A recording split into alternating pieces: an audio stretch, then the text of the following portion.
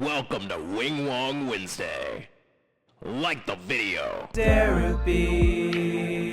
Viewer discretion advised. The very first submission that we are going over today is a tweet from an account on Twitter that is called Top 5 Rap Website. Doubtful. And the caption says, to this video's point, kind of disappointed that Kendrick decided to put a bunch of gang members on GNX instead of West Coast creatives who are actually serious about music. As if being a gang member means that you are invalid in the music industry. What does it even mean to be a gang member anymore? Isn't Chris Brown and Tekashi 6ix9ine a gang member? What are we even talking about? But we have some sound. See, Game, pass it to Kendrick, who did an excellent job with it. Do you think one of these dudes that was featured on GNX is gonna hold those reins next? Like, the West Coast has a huge problem in that. I don't think the purpose of the feature selection on GNX was Kendrick saying, guys, here's who's up next. He was just highlighting some people that he personally likes. Like, not everything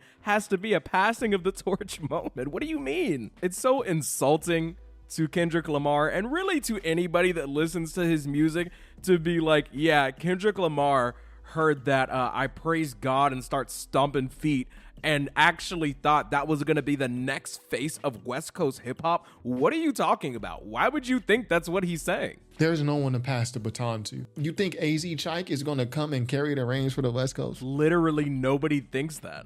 You think Lefty Gunplay is he's up next? No. Crazy, scary, spooky, hilarious. Like, Wing Wong. There's like 90 whole seconds of this guy just complaining about the fact that they were gang members on GNX.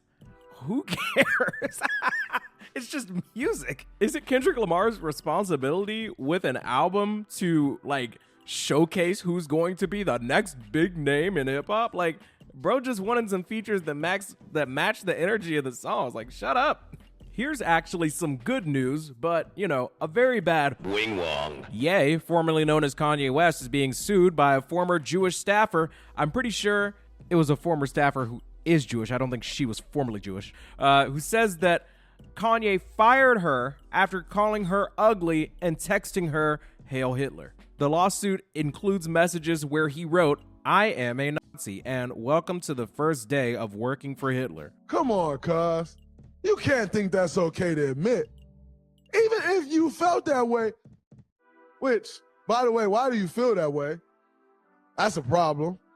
But even if you felt that way, hey, take that one to the grave, my man. She claims he went on a group chat tirade in June of 2024, comparing himself to Hitler and insulting her, later texting, "Come destroy me, bitch," before firing her the next day. The suit alleges gender and religious discrimination and wrongful termination, among other claims. So, for those of you that think that he is just on Twitter trolling, it's just part of an album rollout, for the four of you that are left, this Wing Wong was telling people in private text messages that he is Hitler.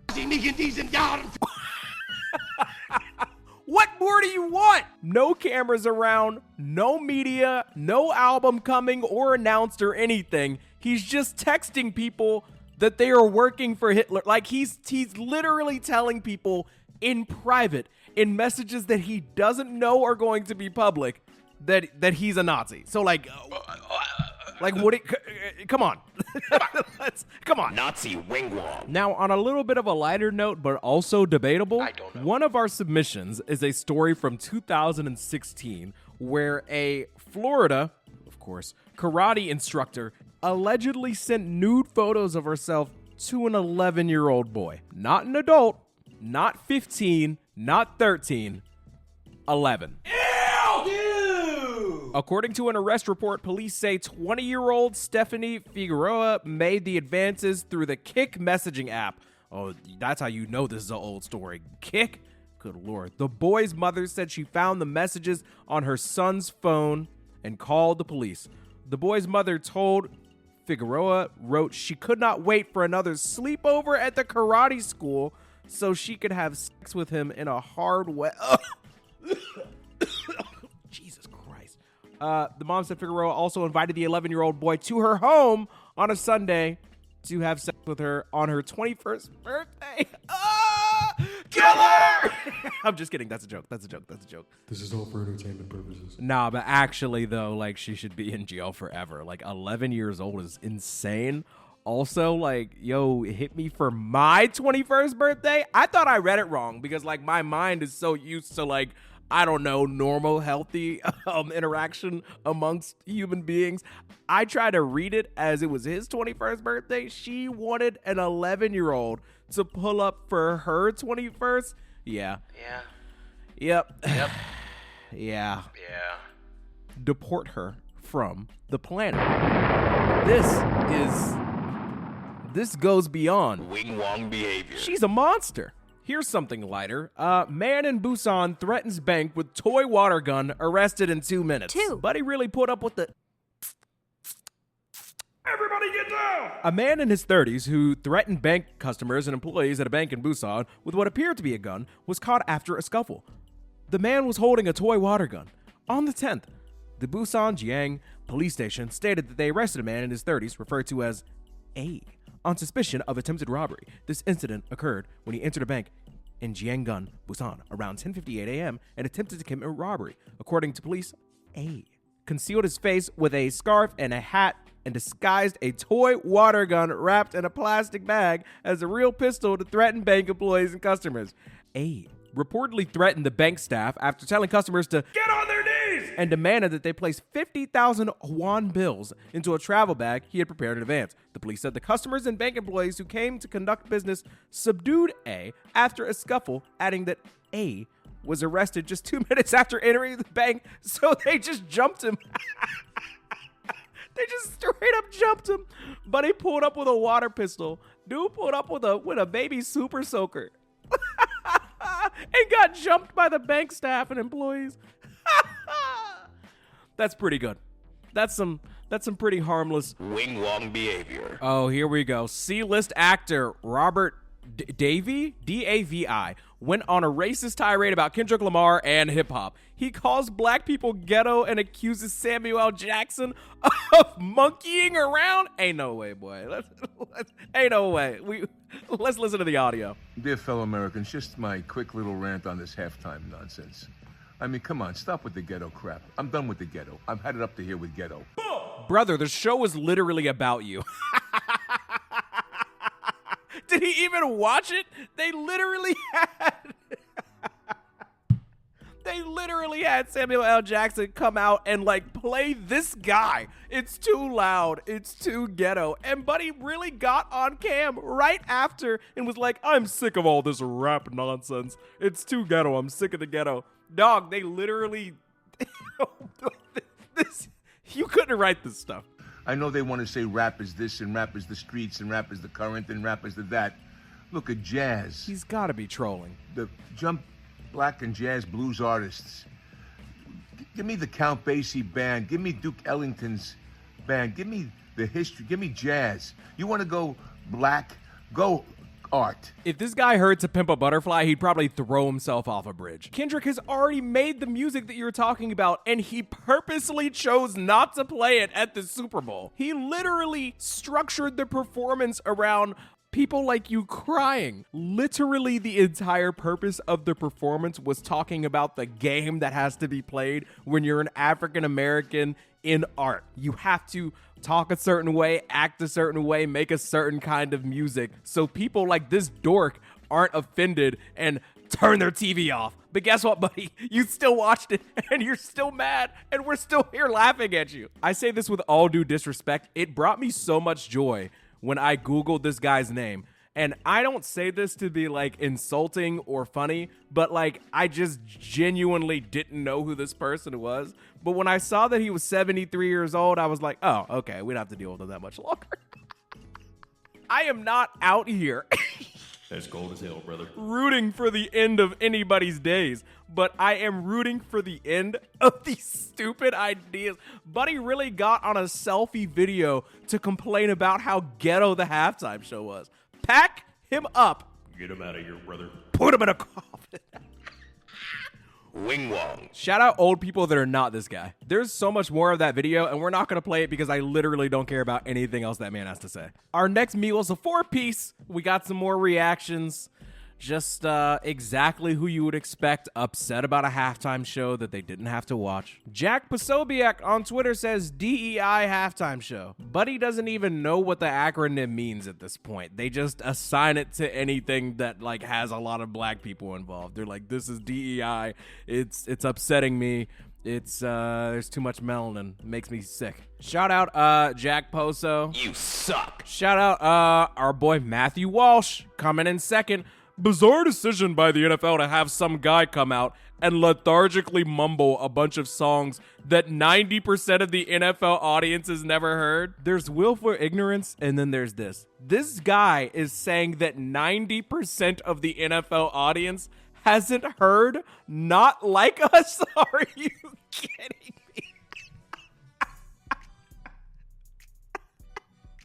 The song has won 5 Grammys, has 1 billion streams.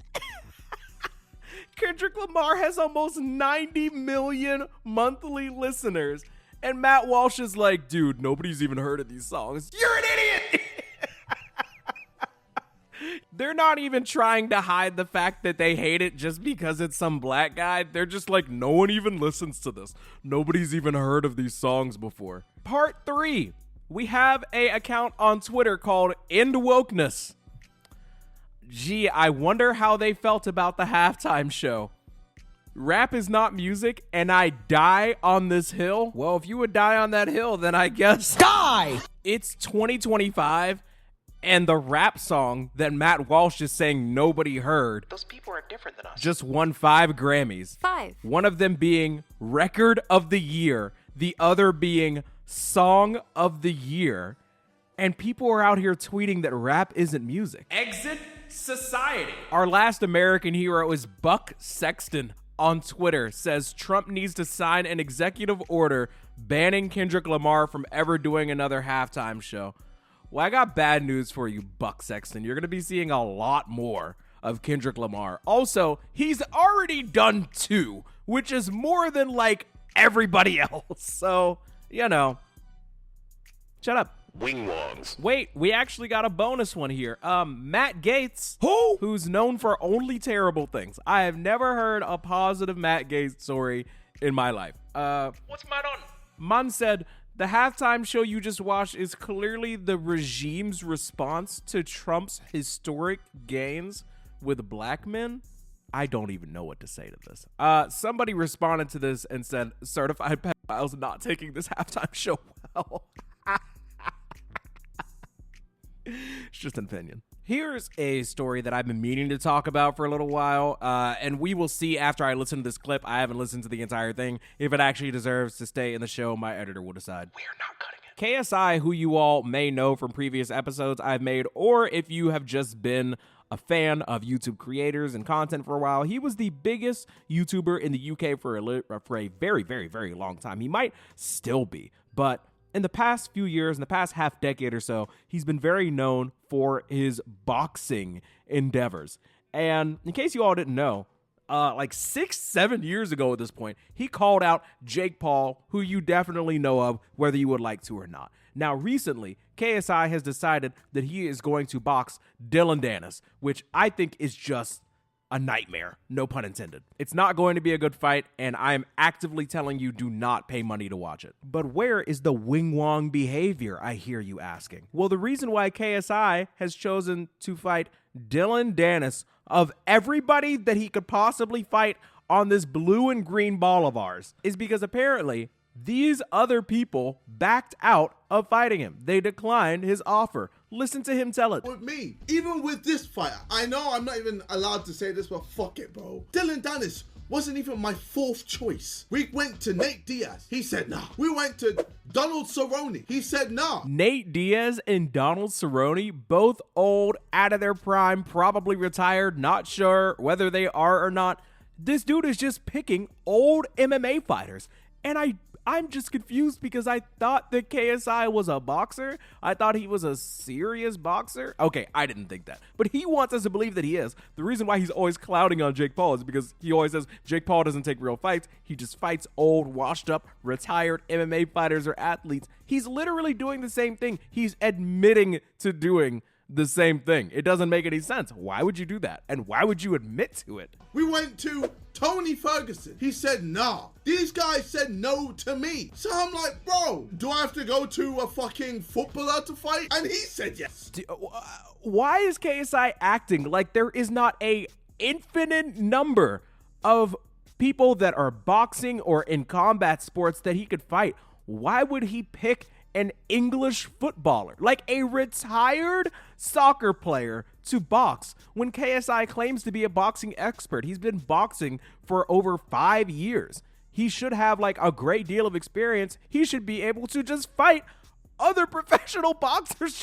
Just box a boxer. Now, funny story, like real Wing Wong. move by KSI, the reason why the fight that he scheduled with this retired soccer player, by the way, the reason why that fell through is because KSI started making fun of him about the fact that his wife cheated on him like a decade and a half ago, I think.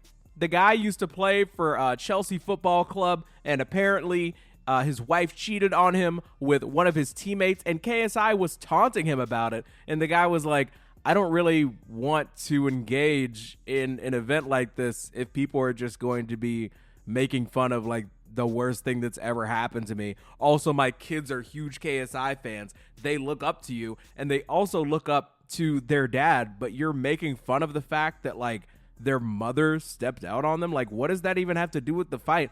Also, it's not like this dude was calling KSI out of his name or talking about his family. So he's like, yeah, this is kind of beneath me. I don't think I really want to roll around in the mud with you like that. So KSI is out here trying to fight MMA fighters, old washed up MMA fighters. He's trying to bait them into a boxing match, and he can't get that done. He tries to box an old man who doesn't even have any combat experience, then screws that up, and now he's fighting Dylan Dennis of all people. What I hate the most about this is the fact that KSI has decided to be responsible for this man getting a bag, for this man getting any screen time. And I just think that's awful because Dylan Dennis is a bad human being. So yeah, Wing Wong. the last thing that I want to cover today is just like a funny tweet that I found. It wasn't a Wing Wong moment at the time, but in hindsight, it's one of the funnier things that I've seen in some time. So this artist who formerly was known as Drake, but now goes by Labrie State Graham, in October 22nd of 2012, he tweeted from his account saying, "Congratulations to Kendrick. Incredible body of work. Honored to be a part of it." Wing Wong. Thank you all so much for tapping into this episode of Derapy. If you want more, Wing Wong Wednesday. please, Like the video. it's the best way for this content to be pushed more into YouTube's algorithm. It lets me know that you all appreciate these type of episodes where I just rapid fire through a bunch of nonsense that we saw on the internet in the past week or that was submitted in our Discord. By the way, this episode is brought to you by my editor. This episode is monetized, but the live streams, the Igor and Section 80 album reviews, whenever we want to do deep dives on the music we all love, YouTube will not pay us anything for that. Liking and subscribing is obviously awesome, and if that's all you want to do, totally chill. But if you want to support the show directly, join the derps for as little as $1 with our channel membership, or join the Patreon where all the episodes are uploaded first, as well as exclusive content. Link in the pinned comment and description. Love you. Mean it. Enjoy the outro.